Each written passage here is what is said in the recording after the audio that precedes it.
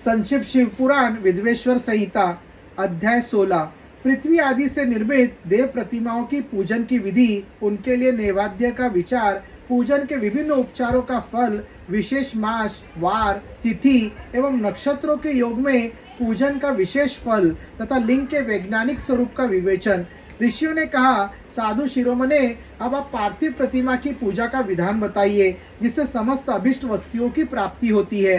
सूत जी बोले, महर्षियों, तुम लोगों ने बहुत उत्तम बात पूछी है। पार्थिव प्रतिमा का पूजन सदा संपूर्ण मनोरथों को देने वाला है तथा दुख का तत्काल निवारण करने वाला है। मैं उसका वर्णन करता हूँ, तुम लोग उसको ध्यान देकर सुनो। पुनः पूजा का ही सब बोल रहे हैं ना, और वही आया। पृथ्वी आदि के बनी हुई देव प्रतिमाओं की पूजा इस भूतल पर अभिष्टदायक मानी गई है। निश्चय इसमें पुरुषों को और स्त्रियों का भी अधिकार है। नदी, पोखरे अथवा कुएं में प्रवेश करके पानी के भीतर से मिट्टी ले आए, फिर गंध चूर्ण के द्वारा उसका संशोधन करे और शुद्ध मंडप में रखकर इसे महीन पीसे और साने। इसके बाद हाथ से प्रतिमा बनाए और दूध से उसका सुंदर संस्कार करे। उस प्रतिमा में अंग प्रत्यंग अच्छी तरह प्रकट हुए हो तथा वह सब प्रकार के अस्त्र शस्त्रों से संपन्न बनाई गई हो। तदंतर उसे पद्मासन पर स्थापित करके आदर पूर्वक उसका पूजन करे। गणेश, सूर्य, विष्णु, दुर्ग और शिव की प्रतिमा का, शिव का एवं शिवलिंग का द्विजों को सदा पूजन करना चाहिए। षडोपचार पूजन जनित फल की सिद्धि के लिए 16 उपचारों द्वारा पूजन करना चाहिए। पुष्प से प्रोक्षण और मंत्र पाठ पूर्वक अभिषेक करे। अग्निहन के चावल से नैवेद्य तैयार करे। सारा नैवेद्य एक कुड़व लगभग पाव भर होना चाहिए। घर में पार्थिव पूजन के लिए कुड़व और बाहर किसी मनुष्य द्वारा स्थापित शिवलिंग की पूजन के लिए एक प्रस्थ शेर भर नैवेद्य तैयार करना आवश्यक है, ऐसा जानना चाहिए। देवताओं द्वारा स्थापित शिवलिंग के लिए 3 शेर नैवेद्य अर्पित करना उचित है और स्वयं प्रकट हुए स्वयंभू लिंग के लिए 5 शेर। ऐसा करने पर पूर्ण फल की प्राप्ति समझनी चाहिए। इस प्रकार सहस्त्र बार पूजा करने से द्विज सत्य लोक को प्राप्त कर लेता है। 12 अंगुल चौड़ा, इससे दूना और 1 अंगुल अधिक अर्थात 25 अंगुल लंबा तथा 15 अंगुल चौड़ा जो लोहे या लकड़ी का बना हुआ पात्र होता है, उसे विद्वान पुरुष शिव कहते हैं। उसका 8वां भाग प्रस्थ कहलाता है, जो 4 कुड़वे के बराबर माना गया है। मनुष्य द्वारा स्थापित शिवलिंग के लिए 10 प्रस्थ, ऋषियों द्वारा स्थापित शिवलिंग के लिए 100 प्रस्थ और शंभु शिवलिंग के लिए 1 सहस्त्र प्रस्थ नैवेद्य निवेदन किया जाए तथा जल, तेल आदि एवं गंध द्रव्यों की भी योग्य मात्रा रखी जाए तो वह उन शिवलिंगों की महापूजा बताई जाती है। देवता का अभिषेक करने से आत्मशुद्धि होती है, गंध से पुण्य की प्राप्ति होती है, नैवेद्य लगाने से आयु बढ़ती है और तृप्ति होती है, धूप निवेदन करने से धन की प्राप्ति होती है, दीप दिखाने से ज्ञान का उदय होता है और तांबुल समर्पण करने से भोग की उपलब्धि होती है। इसलिए स्नान आदि 6 उपचारों को यत्न पूर्वक अर्पित करें। नमस्कार और जप ये दोनों संपूर्ण अभिष्ट फल को देने वाले हैं। इसलिए भोग और मोक्ष की इच्छा रखने वाले लोगों को पूजा के अंत में सदा ही जप और नमस्कार करना चाहिए। मनुष्य को की चाहिए कि वह सदा पहले मन से पूजा करके फिर उन उपचारों से करे। देवताओं की पूजा से उन देवताओं के लोकों की प्राप्ति होती है तथा उनके अवान्तर लोक में भी भोग की वस्तुएं उपलब्ध होती है। अब मैं देव पूजा से प्राप्त होने वाले विशेष फलों का वर्णन करता हूँ। द्विजो, तुम लोग श्रद्धा पूर्वक सुनो। विघ्नराज गणेश की पूजा से भूलोक में उत्तम अभिष्ट वस्तु की प्राप्ति होती है। शुक्रवार को श्रावण और भाद्रपद मासों के शुक्ल पक्ष की चतुर्थी को और पौष मास में शतभिषा नक्षत्र के आने पर विधि पूर्वक गणेश जी की पूजा करनी चाहिए। 100 या सहस्त्र दिनों में 100 या सहस्त्र बार पूजा करें। देवता और अग्नि में श्रद्धा रखते हुए किए जाने वाला उनका नित्य पूजन मनुष्य को पुत्र एवं अभिष्ट वस्तु प्रदान करता है। वह समस्त पापों का शमन तथा भिन्न भिन्न दुष्कर्मों का विनाश करने वाला है। विभिन्न वारों में की हुई शिव आदि की पूजा को आत्मशुद्धि प्रदान करने वाली समझना चाहिए। वार या दिन, तिथि, नक्षत्र और योगों का आधार है, समस्त कामनाओं को देने वाले हैं। उसमें वृद्धि और क्षय नहीं होता, इसलिए उसे पूर्ण ब्रह्म स्वरूप मानना चाहिए। सूर्योदय काल से लेकर सूर्योदय काल आने तक एक वार की स्थिति मानी गई है, जो ब्राह्मण आदि सभी कर्मों का आधार है। विहित तिथि के पूर्व भाग में की हुई देव पूजा मनुष्य को पूर्ण भोग प्रदान करने वाली होती है। यदि मध्याह्न के बाद तिथि का आरंभ होता है तो रात्रि युक्त तिथि का पूर्व भाग पितरों के श्राद्धादि कर्म के लिए उत्तम बताया जाता है। ऐसी तिथि का परभागी दिन से युक्त होता है, अतः वही देव कर्म के लिए प्रशस्त माना गया है। यदि मध्यकाल तक तिथि रहे तो उद्योग व्यापिनी तिथि को ही देव कार्य में ग्रहण करना चाहिए। इसी तरह शुभ तिथि एवं नक्षत्र आदि ही देव कार्य में ग्राह्य होते हैं। वार आदि का भली भांति विचार करके पूजा और जप आदि करने चाहिए। वेदों में पूजा शब्द के अर्थ की इस प्रकार योजना की गई है। पूजायते अनेन इति पूजा, ये पूजा शब्द की व्युत्पत्ति है। पूम का अर्थ है भोग और फल की सिद्धि, वह जिस कर्म से संपन्न होती है उसका नाम है पूजा। मनोवांछित वस्तु तथा ज्ञान ये भी अभिष्ट वस्तु है। सकाम भाव वालों को अभिष्ट भोग अपेक्षित होता है और निष्काम भाव वालों को अर्थ पारमार्थिक ज्ञान, ये दोनों ही पूजा शब्द के अर्थ है। इनकी योजना करने से ही पूजा शब्द की सार्थकता है। इस प्रकार लोक और वेद में पूजा शब्द का अर्थ विख्यात है। नित्य और नैमित्तिक कर्म कालांतर में फल देते हैं, किंतु काम्य कर्म का यदि भली भांति अनुष्ठान हुआ हो तो वह तत्काल फल होता है। प्रतिदिन एक पक्ष, एक मास और एक वर्ष तक लगातार पूजन करने से उन कर्मों के फल की प्राप्ति होती है और उनसे वैसे ही पापों का क्रमशः क्षय होता है। प्रत्येक मास के कृष्ण पक्ष की चतुर्थी तिथि को की हुई महागणपति की पूजा एक पक्ष के पापों का नाश करने वाली और एक पक्ष तक उत्तम भोग रूपी फल देने वाली होती है। चैत्र मास में चतुर्थी की हुई पूजा एक मास तक किए गए पूजन का फल देने वाली होती है, और जब सूर्य सिंह राशि पर स्थित हो उस समय भाद्रपद मास की चतुर्थी को की हुई गणेश की पूजा एक वर्ष तक मनोवांछित भोग प्रदान करती है, ऐसा जानना चाहिए। श्रावण मास के रविवार को हस्त नक्षत्र से युक्त सप्तमी तिथि को तथा माघ शुक्ला सप्तमी को भगवान सूर्य का पूजन करना चाहिए। ज्येष्ठ तथा भाद्रपद मासों के बुधवार को श्रावण नक्षत्र से युक्त द्वादशी तिथि को तथा केवल द्वादशी को भी किया गया भगवान श्री विष्णु का पूजन अभिष्ट संपत्ति को देने वाला माना गया है। श्रावण मास में ही जाने वाली श्री हरि की पूजा अभिष्ट मनोरथ और आरोग्य प्रदान करने वाली होती है। अंगों एवं उपकरणों सहित पूर्वोक्त गो आदि 12 वस्तुओं का दान करने से जिस फल की प्राप्ति होती है उसी को द्वादशी तिथि में आराधना द्वारा श्री विष्णु की तृप्ति करके मनुष्य प्राप्त कर लेता है। जो द्वादशी तिथि को भगवान श्री विष्णु के 12 नामों द्वारा 12 ब्राह्मणों का षोडशार पूजन करता है वह उनकी प्रसन्नता प्राप्त कर लेता है। इस प्रकार संपूर्ण देवताओं के विभिन्न 12 नामों द्वारा किया हुआ 12 ब्राह्मणों का पूजन उन देवताओं को प्रसन्न करने वाला होता है। कर्क की संक्रांति से युक्त श्रावण मास में नवमी तिथि को मृगशिरा नक्षत्र के सुयोग में अंबिका का पूजन करें। वे संपूर्ण मनोवांछित भोगों और फलों को देने वाली है। ऐश्वर्य की इच्छा रखने वाले पुरुष को उस दिन अवश्य उनकी पूजा करनी चाहिए। आश्विन मास के शुक्ल पक्ष की नवमी तथा संपूर्ण अभिष्ट फलों को देने वाली है। उसी मास के कृष्ण पक्ष की चतुर्दशी को यदि रविवार पड़ा हो तो उस दिन महत्व विशेष बढ़ जाता है। उसके साथ ही यदि आर्द्रा और महारद्रा सूर्य संक्रांति से युक्त आर्द्रा का योग हो तो उक्त अवसरों पर की हुई शिव पूजा का विशेष महत्व माना गया है। माघ कृष्णा चतुर्दशी को की हुई शिव जी की पूजा संपूर्ण अभिष्ट फलों को देने वाली है। वह मनुष्य की आयु बढ़ाती, मृत्यु कष्ट को दूर हटाती और समस्त सिद्धियों की प्राप्ति कराती है।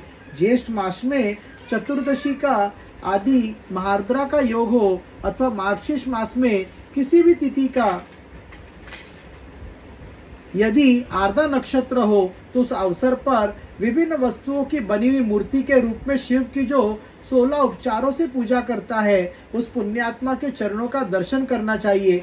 भगवान शिव की पूजा मनुष्य को भोग और मोक्ष देने वाली है, ऐसा जानना चाहिए। कार्तिक मास में प्रत्येक वार और तिथि आदि में महादेव जी की पूजा का विशेष महत्व है। कार्तिक मास आने पर विद्वान पुरुष दान, तप, जप, होम और नियम आदि के द्वारा समस्त देवताओं का षोडशोपचार से पूजन करे। उस पूजन में देव प्रतिमा, ब्राह्मण तथा मंत्रों का उपयोग आवश्यक है। ब्राह्मणों को भोजन कराने से भी वह पूजन कर्म संपन्न होता है। पूजक को चाहिए कि वह कामनाओं को त्याग कर पीड़ा रहित शांत हो देवराधन में तत्पर रहे।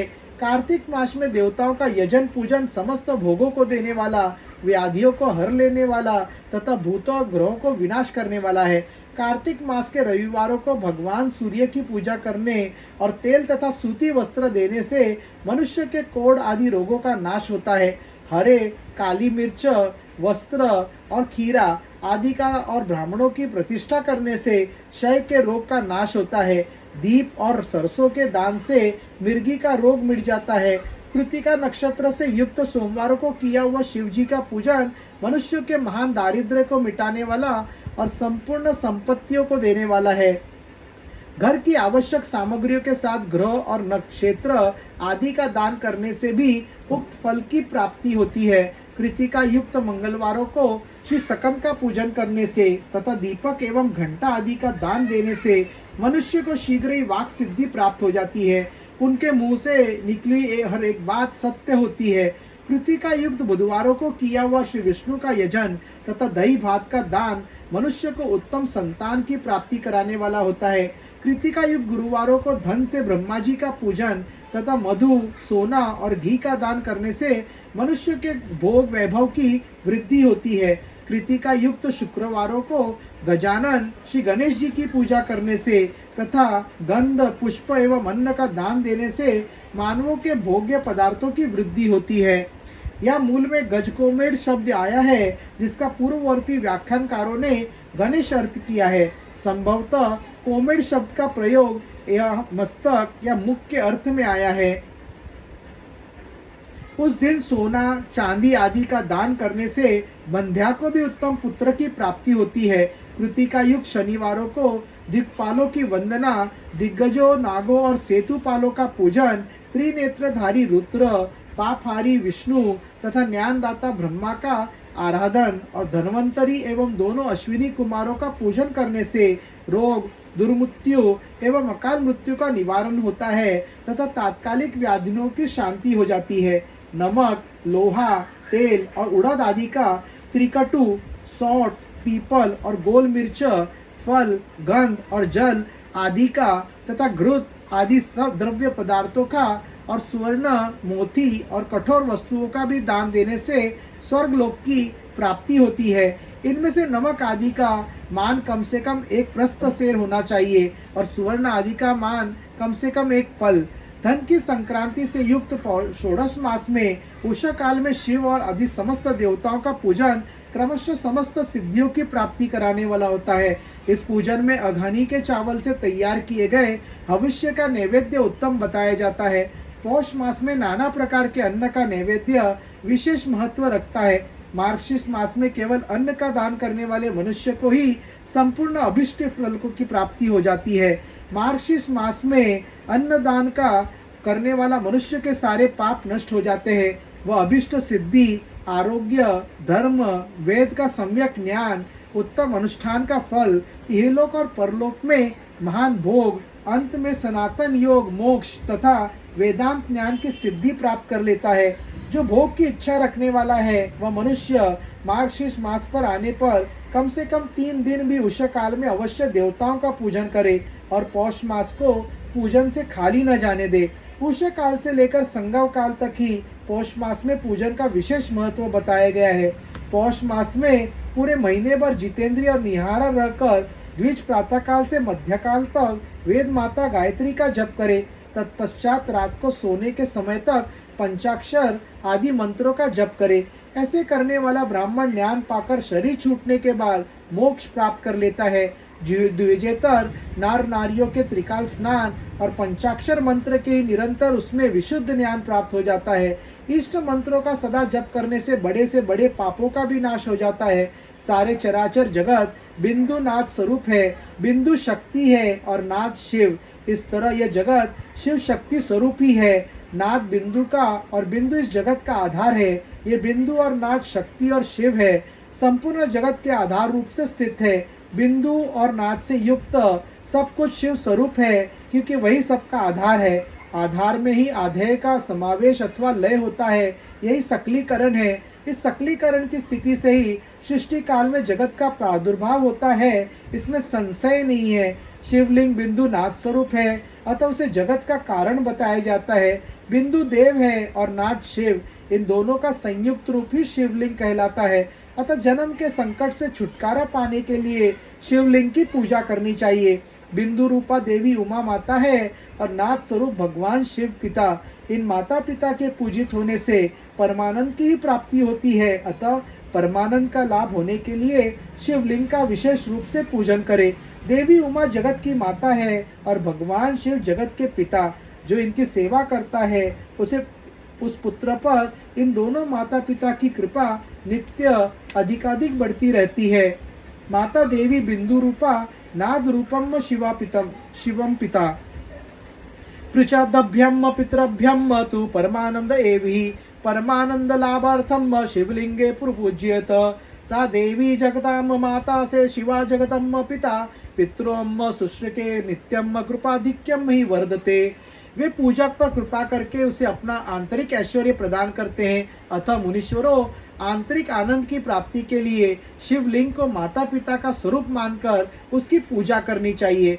भर्ग शिव पुरुष रूप है और भर्गा शिवा अथवा शक्ति प्रकृति कहलाती है। अव्यक्त आंतरिक अधिष्ठान रूप गर्भ को पुरुष कहते हैं और संयुक्त आंतरिक अधिष्ठान भूत गर्भ को प्रकृति। पुरुष आदि गर्भ है, वह प्रकृति के गर्भ से युक्त होने के कारण गर्भवान है, क्योंकि वही प्रकृति का जनक है। प्रकृति में जो पुरुष का संयोग होता है, यही पुरुष से उसका प्रथम जन्म कहलाता है। अव्यक्त प्रकृति से महत्वादि के क्रम से जो जगत का व्यक्त होना है, यही उस प्रकृति का द्वितीय जन्म कहलाता है। जीव पुरुष से ही बारंबार जन्म और मृत्यु को प्राप्त होता है। माया द्वारा अन्य रूप से प्रकट किया जाना ही उसका जन्म कहलाता है। जीव का शरीर जन्म काल से जीर्ण छह भाव विकारों से युक्त है होने लगता है, इसीलिए उसे जीव संज्ञा दी गई है। जो जन्म लेता और विविध पाशों द्वारा तनाव बंधन में पड़ता है, उसका नाम जीव है। जन्म और बंधन जीव शब्द का अर्थ ही है। अतः जन्म मृत्यु रूपी बंधन की निवृत्ति के लिए जन्म के अधिष्ठानुभूत मातृ पिता स्वरूप शिवलिंग का पूजन करना चाहिए। गाय का दूध, गाय का दही और गाय का घी, इन तीनों को पूजने के लिए शहद और शक्कर के साथ पृथक पृथक भी रखे और इन सबको मिलाकर सम्मिलित रूप से पंचामृत भी तैयार कर ले। इनके द्वारा शिवलिंग का अभिषेक एवं स्नान कराएं। फिर गाय के दूध और अन्न के मैल से नैवेद्य तैयार करके प्रणव मंत्र के उच्चारण पूर्वक उसे भगवान शिव को अर्पित करें। संपूर्ण प्रणव को ध्वनि लिंग कहते हैं। शंभुलिंग नाद स्वरूप होने के कारण नादलिंग कहा गया है। यंत्र या अर्धा बिंदु स्वरूप होने के कारण बिंदु लिंग के रूप में विख्यात है। उसमें अचल रूप से प्रतिष्ठित जो शिवलिंग है वह मकार स्वरूप है, इसलिए मकार लिंग कहलाता है। सवारी निकालने आदि के लिए जो चरलिंग होता है वह उकार स्वरूप होने से उकारलिंग कहा गया है। तथा पूजा की दीक्षा देने वाले जो गुरु या आचार्य है, उनका विग्रह आकार का प्रतीक होने से अकारलिंग माना गया है।